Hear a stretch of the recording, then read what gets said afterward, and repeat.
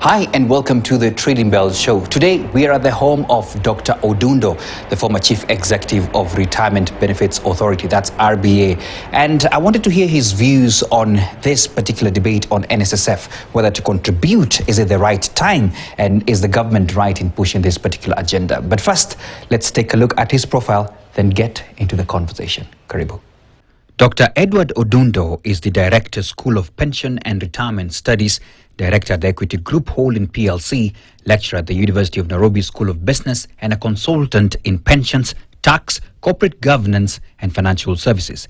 He's the former Chairman, Public Service Superannuation Scheme, former Chief Executive Officer of Retirement Benefits Authority, former President of the International Organization of Pension Supervisors, former Director, Nairobi Securities Exchange, former Director as well, Insurance Regulatory Authority, and he was a Commissioner of VAT at the Kenya Revenue Authority, honored by the former President, His Excellency Mwai Kibaki, with the Moran of the Order of the Burning Spear.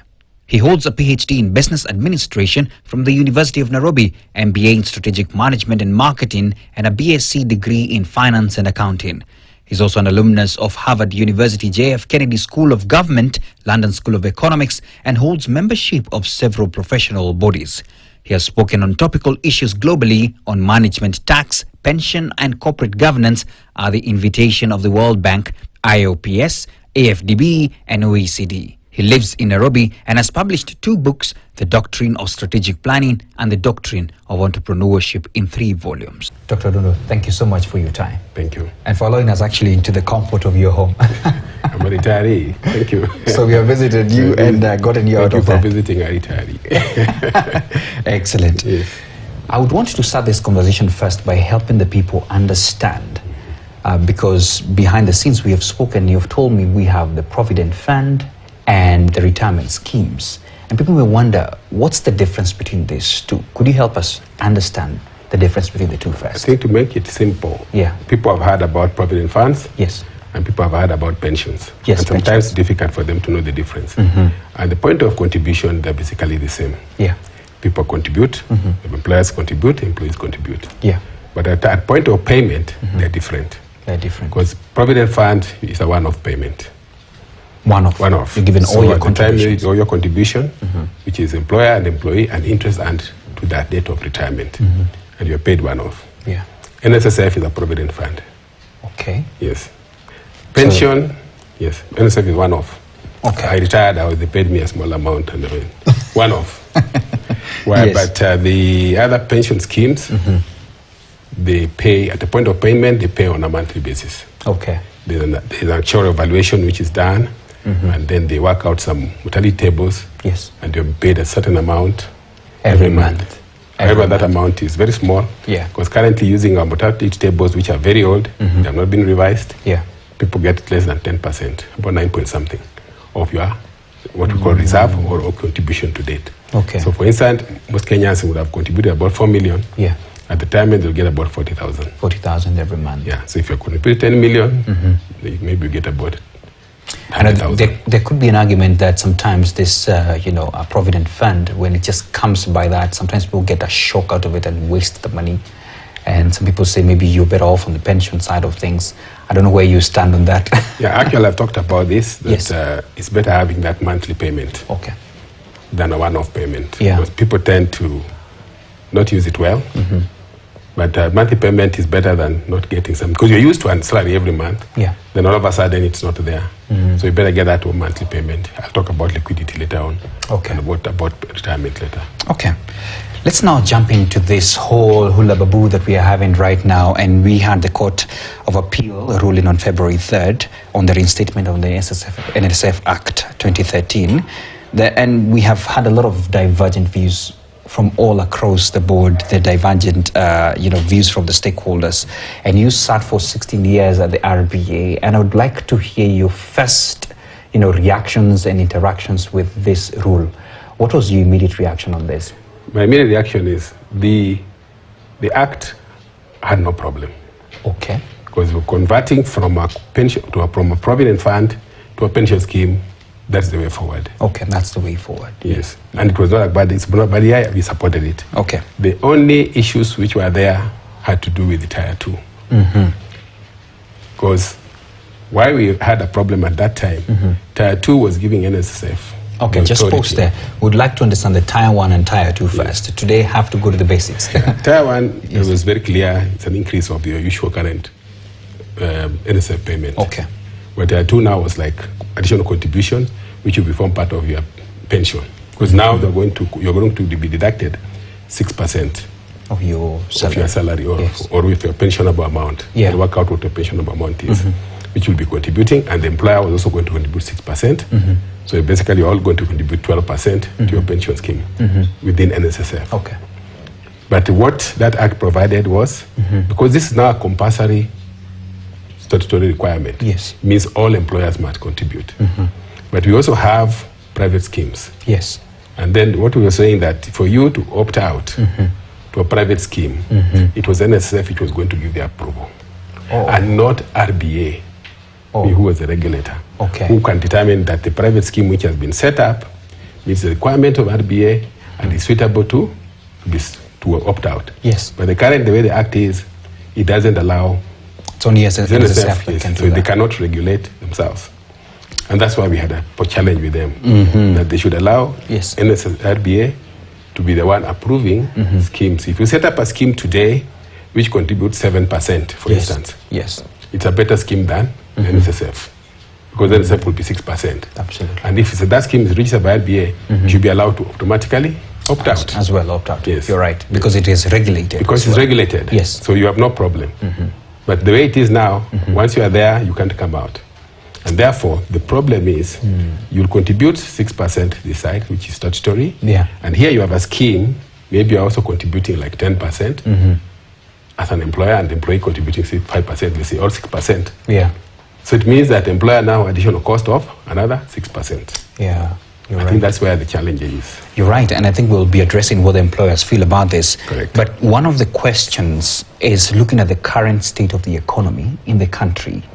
I mean, it goes without question that people are tightening their belts. Correct. And so one of the questions then that people are asking is this the right time? I don't know what your opinion on that is. The setting up a scheme can come at any time. Okay. So there's nothing wrong with it even now. Because there are quite a number of employers who don't contribute to the pension scheme. So those ones will go straight away into NSSF, which is not a bad thing. Okay. But the ones who already have an existing pension scheme properly regulated, those are the ones with big challenges. Okay. All right.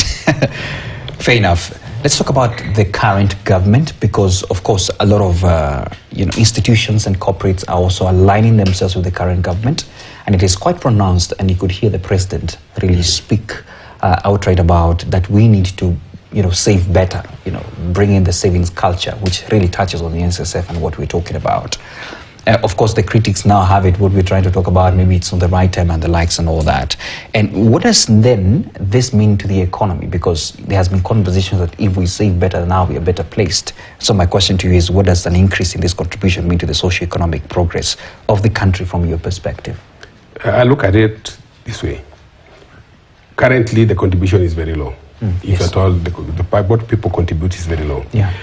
A good saving would be around 30% to 40%. Okay. In fact, most countries, that's the kind of contributions that you have. 30 to 40% total. 30%. All that you're earning? Yes, 30%. Wow. So currently, what we are contributing is very low. So that you can have good return at the end of. That's what I'm saying. Okay. Now, if you retire and you're going to be paid less than 10%, then you can't make, it doesn't make a difference. It doesn't make a difference. You need at least to get back 40% of what you used to earn. You get where I'm coming from. You're right. Yes. So that when you leave, at least you get 40%, not less than 10% as it is currently. So the saving culture has not been very good. We need to encourage people to save. Okay. Which is a good thing. Okay.